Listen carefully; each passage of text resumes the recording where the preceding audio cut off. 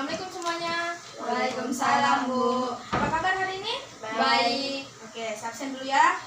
Intan Arci Dewanti, Hadir, Bu. Saskia Aurelia, Hadir, Bu. Nesya Ramdini. Sakit, Bu. Sakit apa ini? Demam, Bu. Oke, demam ya. Atika Husaina Lukman. Hadir, Bu. Oke, hadir. Nah, oke baik. Sudah di absen. Bismillahirrahmanirrahim. Hari ini kita akan belajar mengenai ilmu pengetahuan alam. Nah, karena hari ini adalah pertemuan pertama untuk kita, makanya kita akan belajar mengenai sistem gerak manusia. Nah, sebelum saya memulai pelajaran, sebelum kita masuk ke materi, saya mau bertanya, sistem gerak kita tersusun atas apa saja? Ya, Tika. Rangka, Iya. sendi, Ya. dan otot. Ya, benar sekali. Jadi, sistem gerak manusia itu tersusun atas 3, yaitu rangka, sendi, dan otot. Nah, untuk hari ini kita akan mempelajari mengenai rangka dan sendi. Otot kita pelajari pertemuan berikutnya. Oke? Nah, apa tujuannya kita mempelajari mengenai sistem gerak? Supaya kalian mengetahui apa-apa saja penyusun sistem gerak kita, apa-apa saja yang menyusun rangka, apa-apa saja yang menyusun sendi, dan seperti di mana letaknya dan seperti apa bentuknya. Oke? Nah, pentingnya kita mempelajari hal ini agar kalian mengetahui bahwa ketika kita bergerak itu kita tidak semata-mata bergerak karena kita ingin bergerak, tetapi karena ada yang menggerakkan tubuh kita. Nah, yang pertama yang akan kita bahas yaitu rangka. Nah, bisa dilihat di gambar yang Ibu berikan. Di situ terdapat banyak sekali tulang penyusun rangka. Nah, bisa dilihat di kepala terdapat tulang tengkorak, terdapat tulang lengan, tulang punggung, tulang kering, dan masih banyak lagi. Nah, bisa diperhatikan di situ letak-letaknya di mana saja. Nah, selanjutnya, apa sebenarnya fungsi dari rangka ini? Jadi, apa peranannya rangka ini dalam tubuh kita? Nah, rangka itu mempunyai 4 fungsi penting. Yang pertama, fungsinya yaitu membentuk tubuh kita. Bisa kita bayangkan, ketika kita tidak memiliki rangka, kita hanya seonggok daging, kita tidak memiliki bentuk. Secara otomatis tubuh kita itu tidak memiliki bentuk. Nah, makanya rangka ini berperan penting sebagai pembentuk tubuh kita. Seperti itu. Fungsi yang kedua apa? Fungsi yang kedua adalah dia melindungi organ di dalam tubuh kita. Nah, organ apa yang dilindungi oleh rangka ini? Contoh yang pertama, misalnya otak. Nah, otak kita ini terletak benar-benar tepat di bawah tulang tengkorak.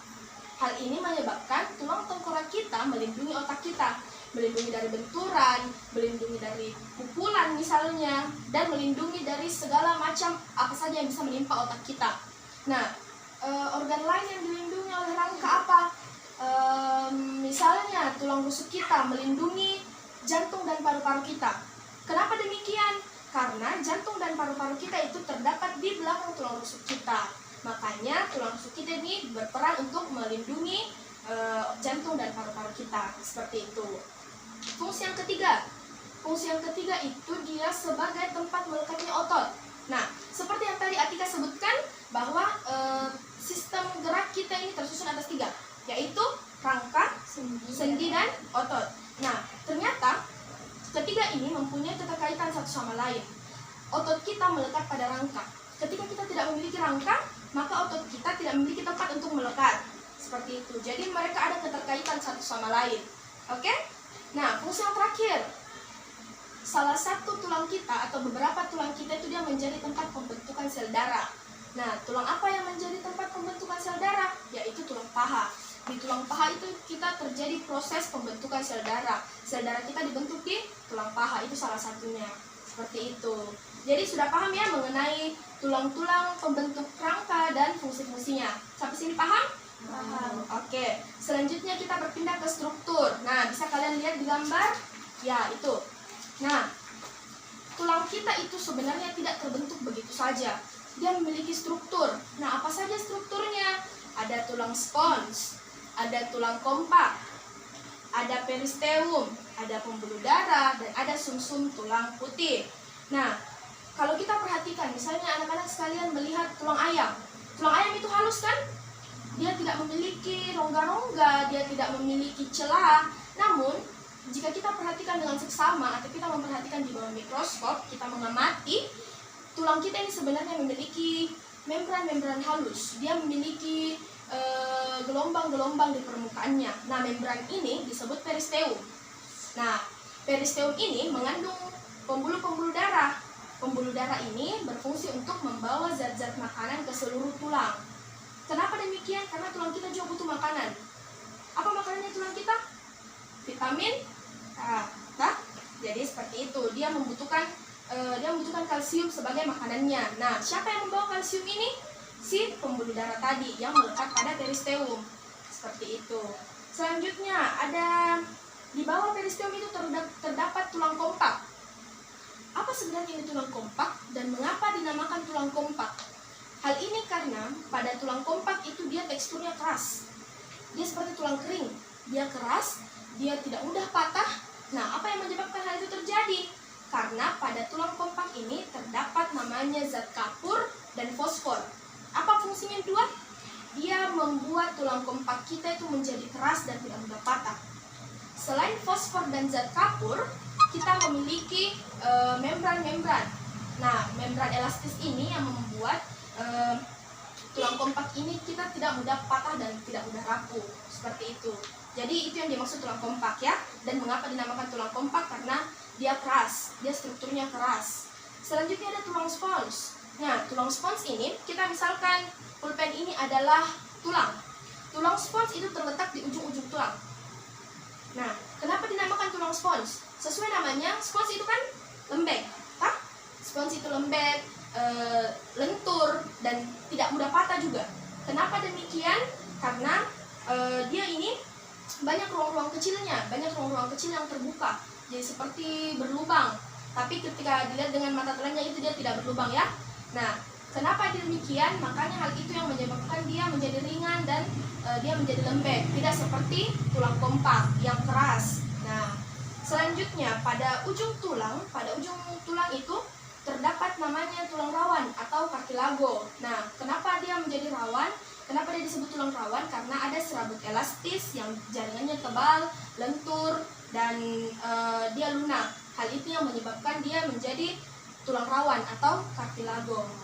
Selanjutnya cartilago akan kita bahas di proses pembentukan tulang. Oke? Jadi sudah paham mengenai struktur tulang? Paham ya? Kita berpindah ke proses perkembangan tulang. Saya tidak menyajikan gambarnya, nanti kita lihat sama-sama saja ya. Nah, proses perkembangan tulang. Ada yang tahu nama lain dari proses perkembangan tulang? Ya, Saskia? Osifikasi. Ya, osifikasi, benar sekali. Jadi, nama lain dari proses perkembangan tulang atau proses pembentukan tulang itu osifikasi. Nah, seperti apa proses osifikasi itu? Cartilago yang sebelumnya saya sebutkan atau tulang rawan yang sebelumnya saya sebutkan itu dia kan tadi saya katakan dia memiliki rongga-rongga. Dia memiliki ruang-ruang kecil. Nah, rongga-rongga kecil ini diisi oleh zat-zat yang bernama osteoblas. Apa itu osteoblas? Osteoblas merupakan zat-zat pembentuk tulang. Nah, zat-zat pembentuk tulang ini lama-kelamaan seiring dengan bertumbuhnya tubuh kita dari anak-anak menjadi dewasa, dia akan berubah menjadi osteosit atau sel-sel tulang. Oke? Bisa dipahami? Dari osteoblas menjadi osteosit. Dari zat-zat pembentuk tulang menjadi zat tulang, ya? Paham ya? Paham. Oke. Jadi tadi rangka kita sudah membahas mengenai tulang penyusun rangka, fungsinya, strukturnya, dan kita juga terakhir membahas mengenai perkembangannya. Ada yang mau ditanyakan? Ya, Intan. Bagaimana caranya tulang bergerak? Sedangkan seperti yang kita ketahui, tulang Ya. itu memiliki struktur yang keras. Ya. Jadi apa yang menyebabkan sehingga tulang bisa bergerak? Oke, pertanyaan yang bagus dari temannya. Bu, kenapa tulang kita ini bisa bergerak? Padahal sama-sama kita tahu tulang ini keras. Apa yang menyebabkan itu terjadi? Apa yang menyebabkan hal itu terjadi? Itulah kenapa ada yang dinamakan sendi. Nah, sendi ini merupakan salah satu organ penyusun sistem gerak kita yang tadi Atika sebutkan. Nah, kita bahas sekarang mengenai sendi. Nah, oke, bisa dilihat pada gambar yang Ibu sajikan. Sendi itu terbagi menjadi 5 bagian, terbagi menjadi 5 macam. Ada sendi peluru, sendi pelana, sendi geser, sendi engsel.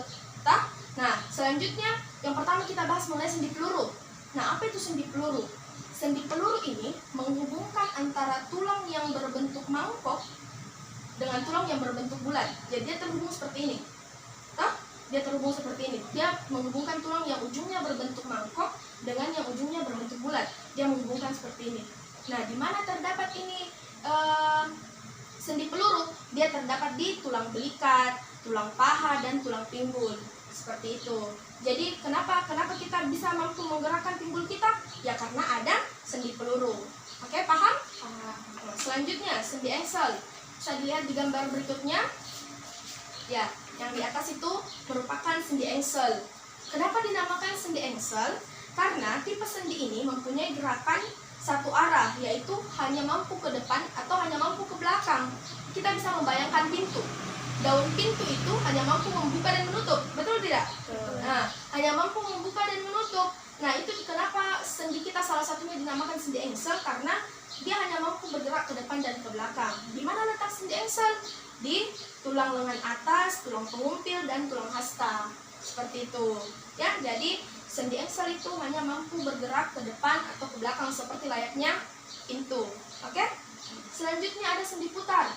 Nah, sendi putar ini merupakan sendi yang berbentuk seperti cincin dan berputar pada porosnya. Dia terdapat di tulang tengkorak. Ketika kalian berolahraga dan diminta untuk memutar kepala, itu adalah yang bekerja merupakan sendi putar. Nah, ketika kalian memutar kepala, itu ada sendi putar yang bekerja di dalamnya. Kenapa dinamakan sendi putar? Karena pergerakannya dia hanya memutar. Seperti itu sesuai namanya. Ya, bisa dipahami dan diingat ya? Oke. Selanjutnya sendi pelana. Sendi pelana ini paling sering kita gunakan. Kenapa? Ketika kalian memegang pulpen atau pensil, sendi pelana yang bekerja. Karena sendi pelana itu terdapat di ruas tulang ibu jari kita. Ketika kita menggerakkan ini ke depan, ke belakang, ke samping dan ke samping kanan dan kiri, itu merupakan sendi pelana yang bekerja. Dia hanya mampu dua arah, yaitu depan belakang dan samping kiri dan kanan. Seperti itu ya. Jadi dia bekerja di salah satunya di ruas tulang ibu jari. Oke, bisa dipahami ya? Bisa. Selanjutnya yang terakhir, sendi geser.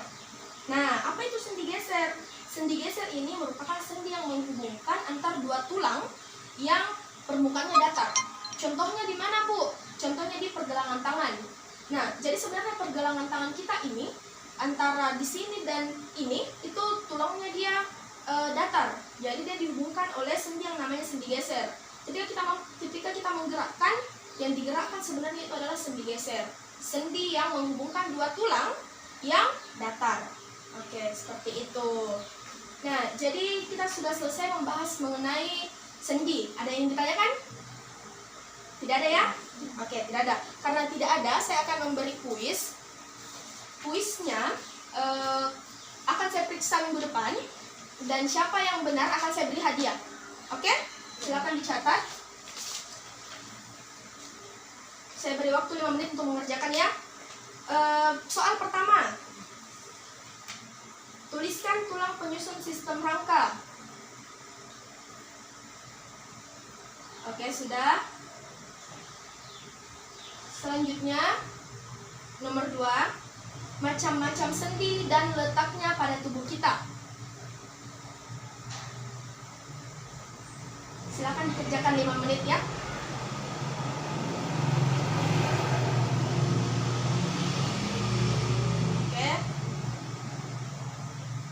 Kesulitan?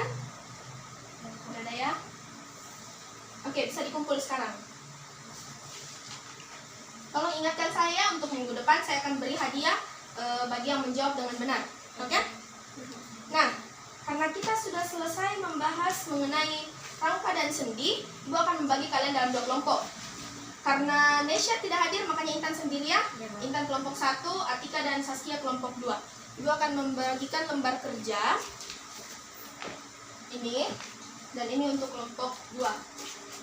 Ibu beri waktu mengerjakan selama 20 menit mulai dari sekarang ya. Silakan dikerjakan berkelompok. Ada kesulitan? Bagaimana kelompok 2? Silakan dikerjakan secara berkelompok.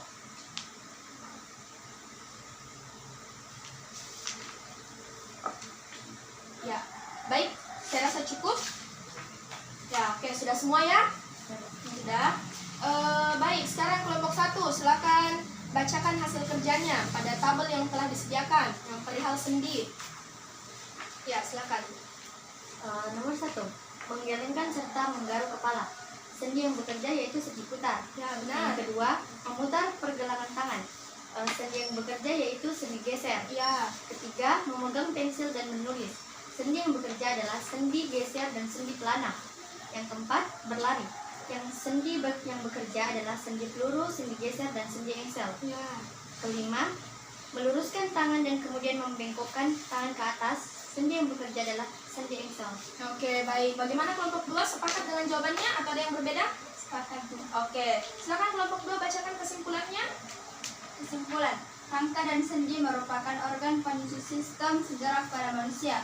Rangka tersusun atas beberapa tulang dan memiliki fungsi yaitu memberi bentuk pada tubuh, melindungi organ dalam, tempat berbentuknya sel darah, dan tempat meletaknya otot.